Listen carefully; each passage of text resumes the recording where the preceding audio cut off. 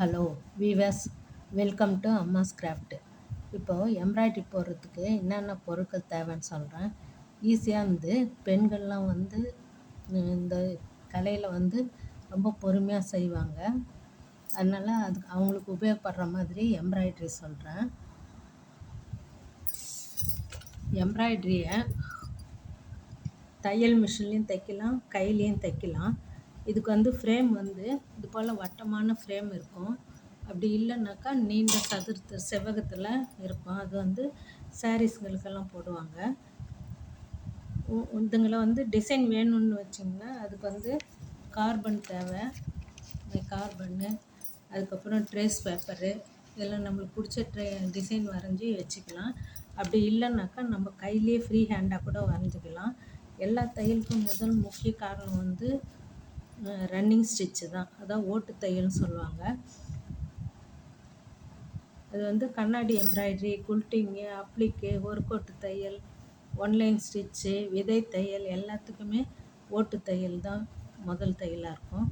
இது எல்லா தையலை விட ரொம்ப ஈஸியானது. இந்த எம்ப்ராய்டரி வேலை செய்யறதுக்கு இது ரொம்ப முக்கியமாக. இந்த அப்ளிக்கு எல்லாத்துக்குமே இந்த தையல் தான் அடிப்படையாக இருக்கும்.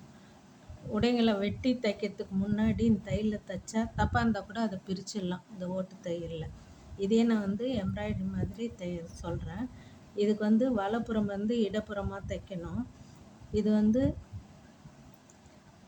மேலே ஊசிக்கு மேலே வர துணியும் கீழே வர்ற துணியும் ஒரே அளவாக இருந்தாக்கா கிட்ட கிட்டக்கு இருந்தால் இன்னும் ரொம்ப அழகாக இருக்கும். இது விதை தையலாக கூட தைப்பாங்க. இப்போ நான் இதுக்கு தேவையான பொருள்லாம் என்னென்னு சொல்கிறேன்.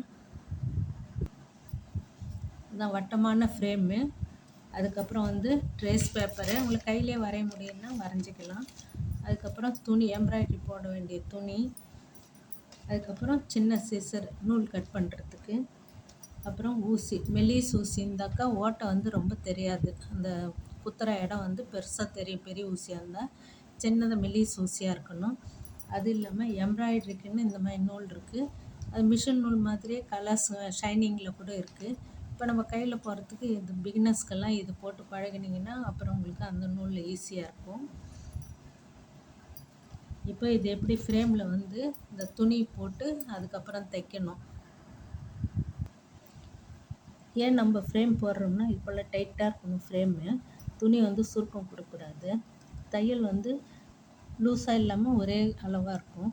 அதுக்காக தான். இப்போ ஊசியில் நூலை கோத்துட்டு நம்ம 3 இழையாகவும் கோக்கலாம். இல்லை ஃபுல்லாக அது பெரிய ஊசி கொஞ்சம் காது பெருசாக இருந்தாக்கா பெரிய நூல் கூட வச்சு கோக்கலாம்.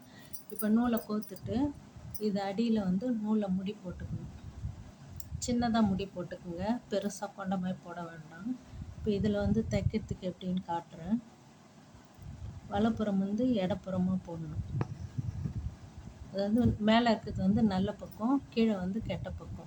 கெட்ட பக்கம் முடி வர மாதிரி பண்ணிவிட்டு இதை குத்திட்டோம் இல்லைங்களா, இதில் கொஞ்சம் தூரம் இடைவெளி விட்டு கீழே எடுக்கிறதும் அதே அளவுக்கு துணி விடணும்.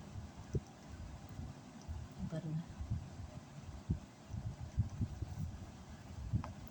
மேலே ஊசி கீழே வர பாகம் மேலே வர பாகம் ரெண்டும் ஒரே அளவாக இருக்கணும்.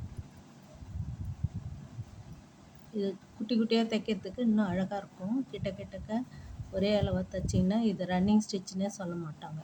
இது ஓட்டு தையல்னால சீக்கிரமாக இதை தைச்சி முடிச்சிடலாம் நம்மளால்.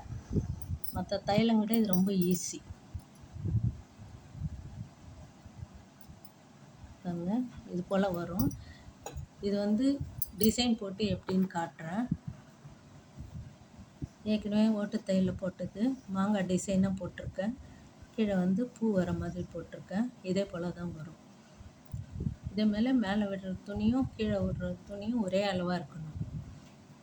இப்போ முதல் இதுவாக ரன்னிங் ஸ்டிச் ஈஸியானதை சொல்லியிருக்கேன். இன்னும் வர காலத்தில் மற்ற ஸ்டிச்சஸ்ங்களும் முடிஞ்ச அளவுக்கு உங்களுக்கு சொல்லித்தரேன். உங்களுக்கு பிடிச்சிருந்தா லைக் பண்ணுங்கள், ஷேர் பண்ணுங்கள், சப்ஸ்கிரைப் பண்ணுங்கள். தேங்க்ஸ் ஃபார் வாட்சிங். ஈஸியான மெத்தட் தான் நான் சொல்லித்தரேன் எப்போவுமே. சப்ஸ்கிரைப் பண்ணுங்கள். தேங்க்யூ ஃபார் வாட்சிங்.